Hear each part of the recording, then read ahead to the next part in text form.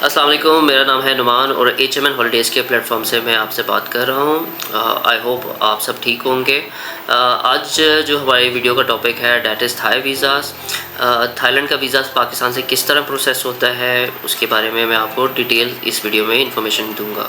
दोस्तों, अगर अभी तक आपने हमारे चैनल को सब्सक्राइब नहीं किया तो जल्दी से हमारे चैनल को सब्सक्राइब करें, बेल आइकन के बटन को प्रेस करें, कमेंट करें, शेयर करें ताकि मज़ीद ऐसी वीडियोज़ हम आपके लिए बनाते रहें।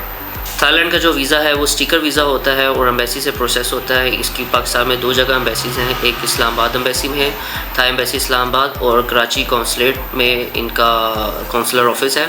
तो जो साउथ के हैं जिसमें कराची और कोयटा आ जाते हैं उनके डॉक्यूमेंट्स प्रोसेस होते हैं कराची कौंसलेट से, और जो इस्लामाबाद और पंजाब रीजन में है या सेंट्रल में है तो उनकी जो वीज़ा एप्लीकेशन प्रोसेस होती हैं वो इस्लामाबाद एम्बेसी से प्रोसेस होती है। टूरिज़म पॉइंट ऑफ व्यू से थाईलैंड जो है वो भी टॉप 10 में आता है, और जो इनकी डेस्टिनेशंस हैं देखने वाली उनमें बैंकॉक है जहाँ शॉपिंग्स बहुत चीप मिल जाती हैं आपको शॉपिंग पॉइंट ऑफ व्यू से।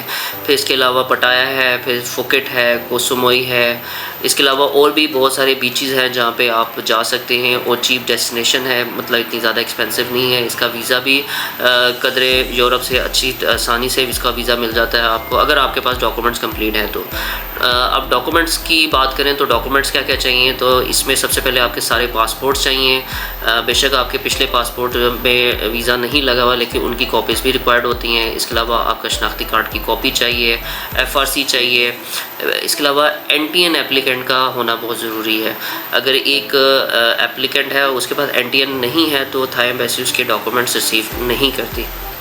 इसके अलावा एक और मेजर इनकी शर्त ये है कि कंफर्म टिकट होना चाहिए। एक होती है रिजर्वेशन आइटनरी, एक होता है परचेज टिकट। तो थाई एम्बेसी हमेशा आपसे परचेज टिकट रिक्वायर्ड करती है। तो जब भी आपने थाईलैंड का वीज़ा प्रोसेस करना है मेक श्योर कि आपका प्लान ऑर्गेनाइज्ड हो, फिक्स्ड आपकी डेट्स हो। ऐसा ना हो कि आप कहेंगे जी पहले वीज़ा आ जाए दैन उसके बाद हम टिकट लेंगे, नहीं। इसके लिए आपको टिकट पहले परचेज़ करना पड़ता है फिर आप एम्बेसी में प्रोसेस करते हैं। और इसका एम्बेसी का जो प्रोसेसिंग टाइम है वो 7 वर्किंग डेज़ है।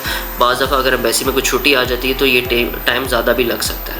तो पासपोर्ट हो गया, पिक्चर्स हो गई, ID कार्ड हो गया, FRC हो गया, कंफर्म टिकट हो गया, और सोर्स ऑफ इनकम है क्या है। अगर आप जॉब करते हैं तो आपकी सैलरी स्लिप्स और HR से लेटर रिक्वायर्ड है। अगर आप बिज़नेस करते हैं तो आपका बिज़नेस लेटर हेड रिक्वायर्ड होता है। इसके अलावा लास्ट 6 मंथ की bank statement with account maintenance letter ये रिक्वायरमेंट है थाई एम्बेसी की। और बैलेंस आपका कम से कम पर एप्लीकेंट 4 से 5 लाख तक क्लोजिंग बैलेंस होना चाहिए। और अगर आप 2 लोग जा रहे हैं तो कम से कम 8 से 10 लाख के बीच में आपका क्लोजिंग बैलेंस होना चाहिए। तो थाई एम्बेसी आपको वीज़ा ग्रांट कर देती है। इसके अलावा जो वीज़ा है visa validity from the date of issuance 3 months होती है। 3 मंथ्स के अंदर अंदर आपने ट्रैवल करना होता है, और ड्यूरेशन ऑफ स्टे जो होता है वो 30 डेज़ होता है।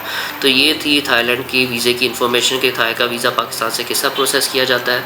अगर आपको थाईलैंड के वीज़ाज़ या इसके टिकट्स या टूर्स पैकेजेस के बारे में अगर आपने कोई इन्फॉर्मेशन लेनी है या पैकेजेस अवेल करना है तो आप हमसे कांटेक्ट कर सकते हैं। हमारा कांटेक्ट नंबर है 0313212202 एंड 0515172517।